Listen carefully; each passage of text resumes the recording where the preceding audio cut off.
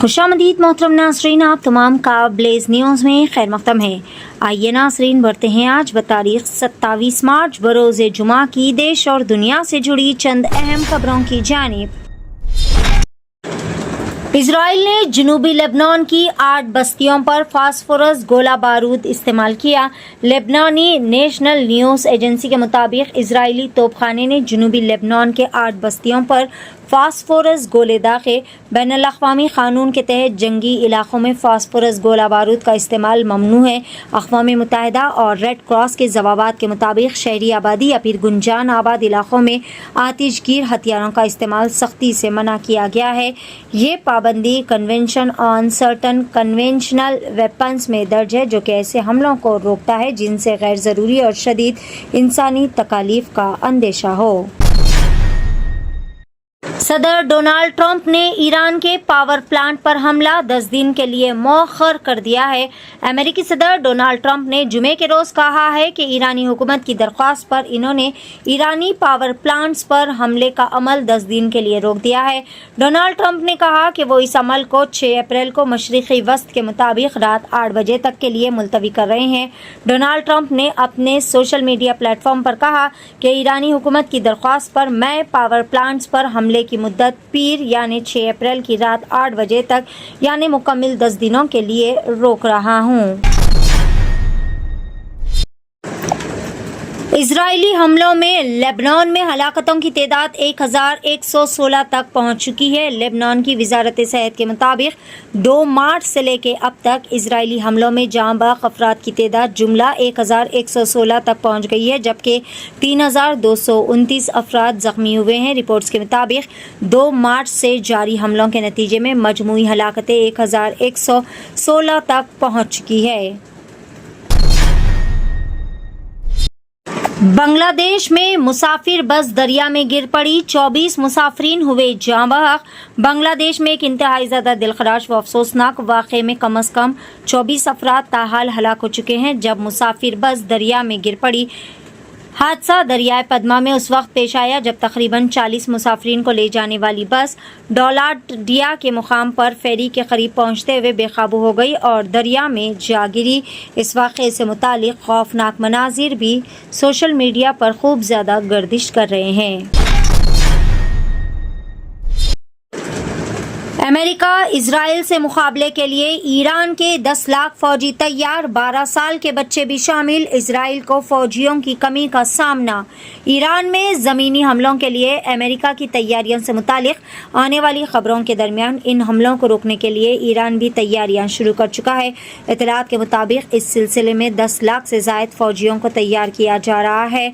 फौजी हुकाम के हवाले से वहां के मीडिया ने यह बात बताई है कि एक जानिब मुज़ाकरात जारी होने की बात की जा रही है तो दूसरी जानिब अमेरिकी सदर डोनाल्ड ट्रंप मगरबी एशिया में अपनी फ़ौजी मौजूदगी को बढ़ा रहे हैं। ईरानी फ़ौजी ज़राए के मुताबिक ये बात बताई गई है। सऊदी अरब ने दम्माम के रास्ते बहरीन के लिए शिपिंग का नया रूट खोल दिया है। सऊदी पोर्ट्स जनरल अथॉरिटी मवानी ने दम्माम पोर्ट के रास्ते बहरीन के साथ एक बहरी राब्ता शुरू कर दिया है।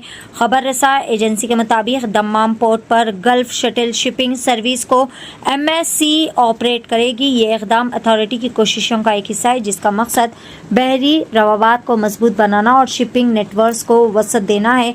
गल्फ शटल सर्विस दम्माम की किंग अब्दुल अजीज़ पोर्ट को बहरीन की खलीफा बिन सलमान पोर्ट से मुंसलिक करेगी, जिसकी गुंजाइश 3000 मियारी कंटेनर्स तक है।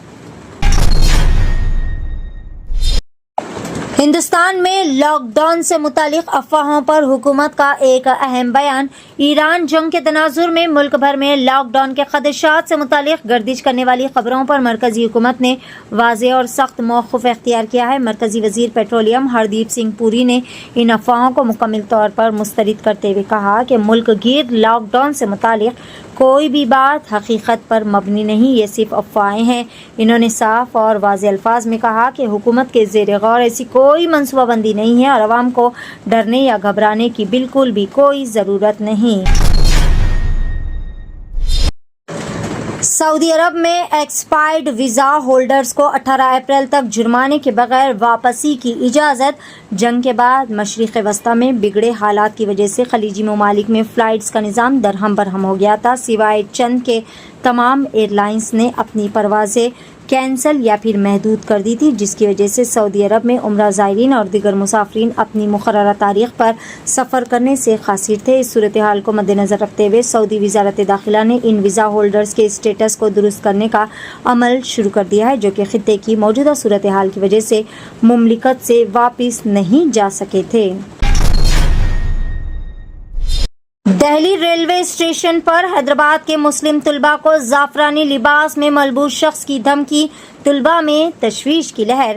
حیدرآباد سے اتر پردیش کے معروف دینی ادارے دارالعلوم دیوبند جانے والے مسلم طلباء کے قافلے کو دہلی ریلوے اسٹیشن پر ایک ناخوشگوار واقعے کا سامنا کرنا پڑا، جس کی ویڈیو منظر عام پر آتے ہی سوشل میڈیا پر تیزی سے خوب زیادہ وائرل ہو گئی۔ ویڈیو میں دیکھا جا سکتا ہے کہ طلباء جو کہ روایتی لباس یعنی ٹوپی اور داڑھی میں ملبوس تھے، پلیٹ فارم پر خاموشی سے اپنی ٹرین کا انتظار کر رہے تھے۔ اسی دوران زعفرانی لباس میں ملبوس ایک شخص ان کے قریب آتا ہے اور اشتعال انگیز لہجے میں انہیں دھمکانے لگا۔ اس نے گائے کے حوالے سے سخت جملے کہتے ہوئے جان سے مار دینے کی بھی دھمکی دی۔